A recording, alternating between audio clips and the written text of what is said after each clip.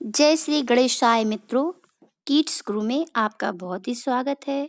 मैं आपकी दोस्त वंदना दुबे आपके सामने एक नया वीडियो लेके आई हूँ जो कि सकट चौथ के बारे में है। मैं आज आपको बताऊंगी कि सकट चौथ क्यों, कब और किसके लिए मनाई जाती है। तो चलिए आज बात कर लेते हैं हम उसके मुहूर्त के बारे में। तो मैं बताऊंगी कि आप 31 जनवरी रात 8:24 पे चतुर्थी तिथि समाप्त हो जाएगी। उससे पहले आप पूजा कर लें और 6:24 पे चंद्रमा का समय है, निकलने का समय है। तो ये रही शुभ मुहूर्त की बात। अब मैं बताऊंगी कि इसका क्या महत्व है। हिंदू धर्म में माघ माह में आने वाली सकट चौथ का खास महत्व है। इस व्रत में भगवान गणेश जी की पूजा की जाती है। इस दिन माताएं संतान की लंबी उम्र के लिए व्रत रखती हैं और कामना करती हैं और निर्जला व्रत रखती हैं। ऐसी मान्यता है कि जो माताएं सकट चौथ के दिन निर्जला व्रत रखती हैं और पूरी श्रद्धा से गणेश जी की पूजा करती हैं, उनकी संतान हमेशा निरोगी रहती है। ये मान्यता है हिंदू धर्म में। तो इसके पीछे एक बहुत ही अच्छी कहानी है जिसके बारे में मैं आपको बताऊंगी। तो चलिए मैं बताती हूँ। पौराणिक कथाओं के अनुसार सकट के दिन गणेश भगवान जी के जीवन पर संकट आया था, इसलिए इसका नाम सकट चौथ पड़ा। इसके पीछे की ये कहानी है कि एक बार माता पार्वती स्नान करने गईं और माता पार्वती जब स्नान करने गईं तो उन्होंने अपने पुत्र गणेश जी को रखवाली का आदेश दे दिया कि जब तक मैं स्नान करके बाहर ना आ जाऊं तब तक किसी को भी भीतर आने की इजाजत मत देना। गणेश जी ने अपनी माँ की बात को मानते हुए बाहर वो पहरा देने लगे। उसी समय शिव जी माता पार्वती से मिलने आए, लेकिन गणेश जी ने उन्हें दरवाजे पर रुकने के लिए कहा और कहा कि जब तक माता नहीं आ जाती मैं आपको अंदर नहीं आने दूंगा। तो शिव जी ने काफी अपमान महसूस किया और उन्होंने गुस्से में आकर के गणेश जी पर त्रिशूल से वार कर दिया, जिससे उनकी गर्दन धड़ से अलग हो गई और बहुत ही दूर जाकर के गिरी। स्नान घर से जब माता आई, बाहर शोरगुल उन्होंने सुना तो आई। उन्होंने देखा कि गणेश जी की गर्दन तो कटी हुई पड़ी है। तो वो देख करके रोने लगी। उन्होंने शिव जी से कहा कि गणेश जी का अगर प्राण वापस आप नहीं करेंगे तो मैं इस धरती पर प्रलय ला दूंगी। तो शिव जी ने क्या किया कि एक हाथी का सर लेकर के आए और गणेश जी पर लगा दिया। इस तरह से गणेश जी को दूसरा जीवन मिल गया था। तभी से गणेश जी का हाथी वाली जो सूंड वाला चेहरा होता है वो लगा होता है। तभी से महिलाएं जो होती हैं अपने बच्चों की सलामती के लिए माघ माह के कृष्ण पक्ष की चतुर्थी को गणेश चतुर्थी का व्रत करने लगी। अब मैं बताऊंगी कि इसकी कथा कौन सी है जो कि पूजन के बाद सुनना बहुत ही जरूरी होता है और उसमें हुंकारी भरना भी जरूरी होता है। कथा कहने वाले और सुनने वाले दोनों को इसका अच्छा फल मिलता है। तो चलिए कथा इस प्रकार है, मैं बताते हैं। एक देवरानी और एक जेठानी थी। देवरानी काफी ही गरीब थी और जेठानी धन धान्य से पूर्ण थी। तो जो देवरानी थी वो जेठानी के घर में जाती थी, कुटना पिसना करती थी, उनके घर का काम करती थी और काम करने के बाद में उनको जो भी अनाज मिलता था वो अपने घर में ले आती थी। जैसे कि चावल की टूटन है और मतलब जो भी थोड़ा बहुत उनके पास बचता था वो अपनी देवरानी को दे, जो भी पुराने धुराने कपड़े वगैरह होते थे वो उन्हें दे दिया करती थी। तो उनके पति थोड़े से बीमार रहते थे, इसलिए वो काम पे नहीं जा पाते थे, इसलिए उन्हें ही काम करने जाना पड़ता था। तो एक दिन सकट चौथ का दिन पड़ा। उस दिन उन्होंने नहाया धोया और तिल के पानी से बाल धुले। फिर इसके बाद वो जेठानी क्या काम पर चली गईं। काम के पर जाने के बाद में जब शाम हुई तो उनकी जेठानी ने उन्हें चावल की जो टूटन होती है वो दे दी और थोड़ा बहुत तिल दे दिया, गुड़ दे दिया।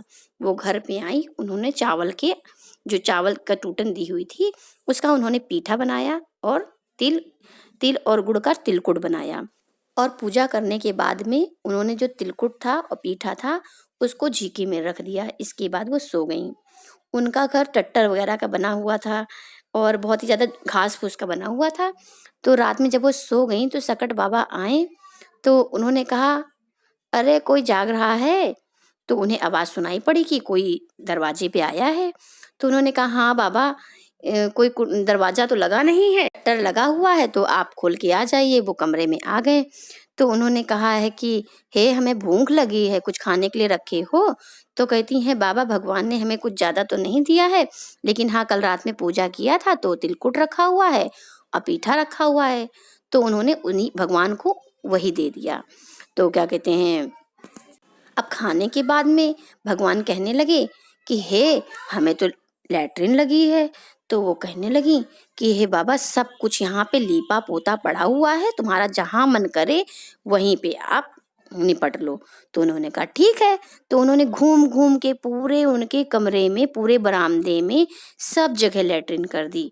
अब वो कहने लगे हे, हमें और लगी है लैट्रिन।